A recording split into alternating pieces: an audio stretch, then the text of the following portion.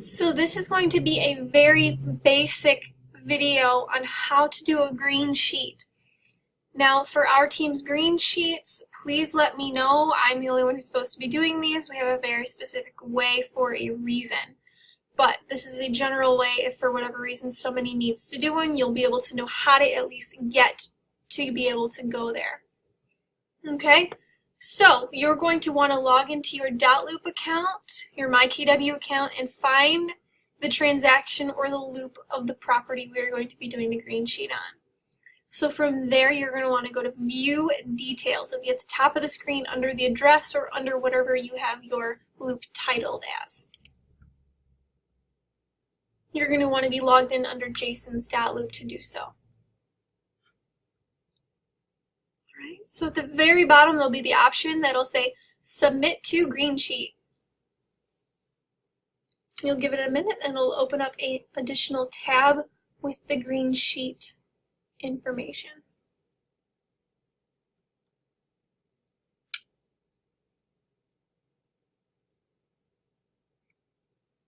Now, however well you filled out your information here is how much will populate into the green sheet data.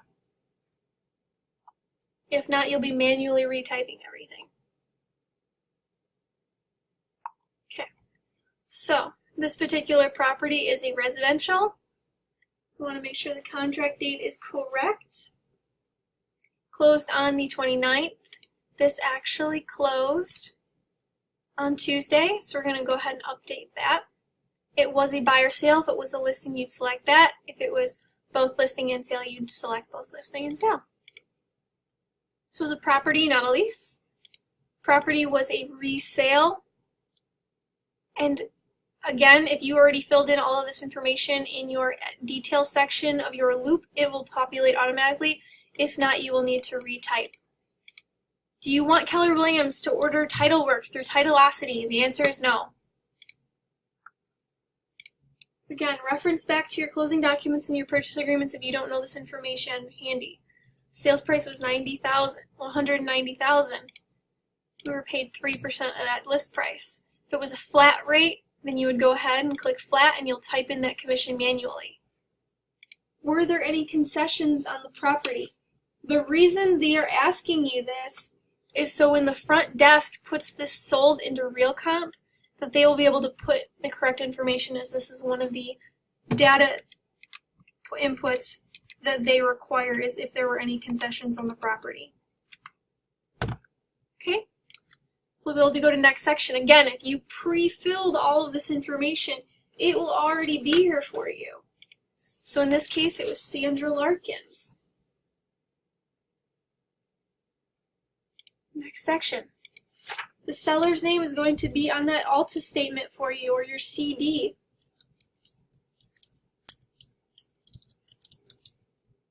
Go ahead and fill that in. You won't need to fill anything of this out.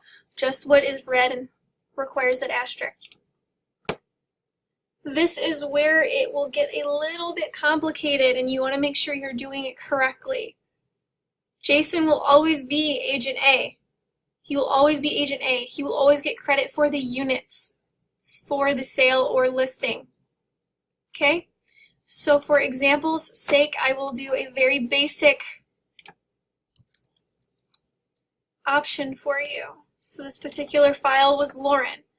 So you need to fill out the agent role. Jason is the lead agent. If he was the listing agent, you'd select listing agent. Lauren was the buyer specialist. They were both a sale, and they were both on the buy side.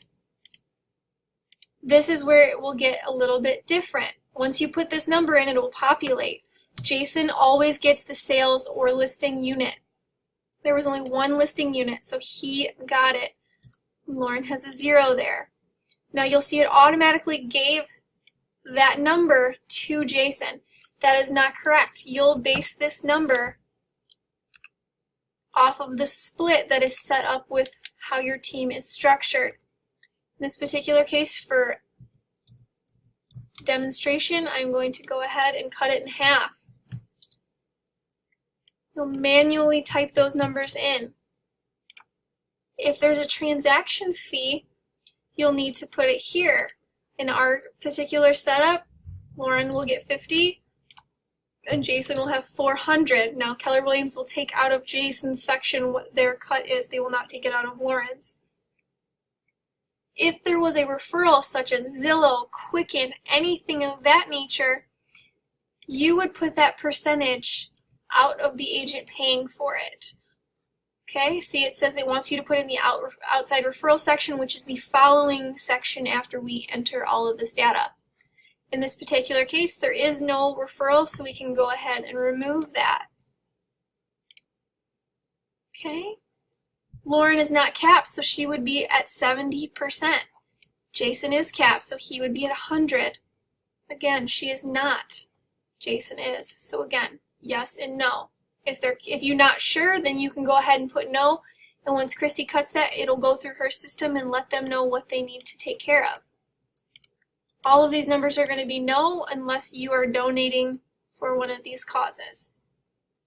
Same down here. And this is a good basis of what your check will be, since she is not capped or you are capped. You can go on to the next section.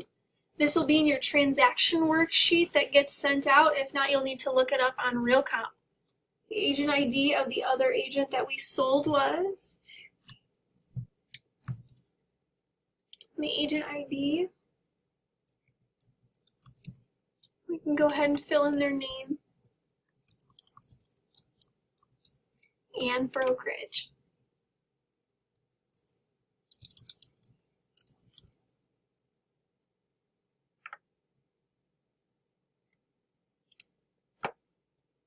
Loan type, again, will be on that form. And if there are any notes on the property, a good rule of thumb is to put in your splits in this section. That way Christy doesn't need to ask you if for whatever reason the numbers don't make sense. From there, you'll be able to click Submit to MCA. It'll let you know if you have any changes or anything you are missing. For example, if I went up here and I didn't select a property class and I click Submit to MCA, submit that green sheet, it'll let me know that I am missing that information. If not, it'll let you know that everything has been submitted and you can then turn in your checks and get paid. So that's kind of a basic understanding of how to do those green sheets.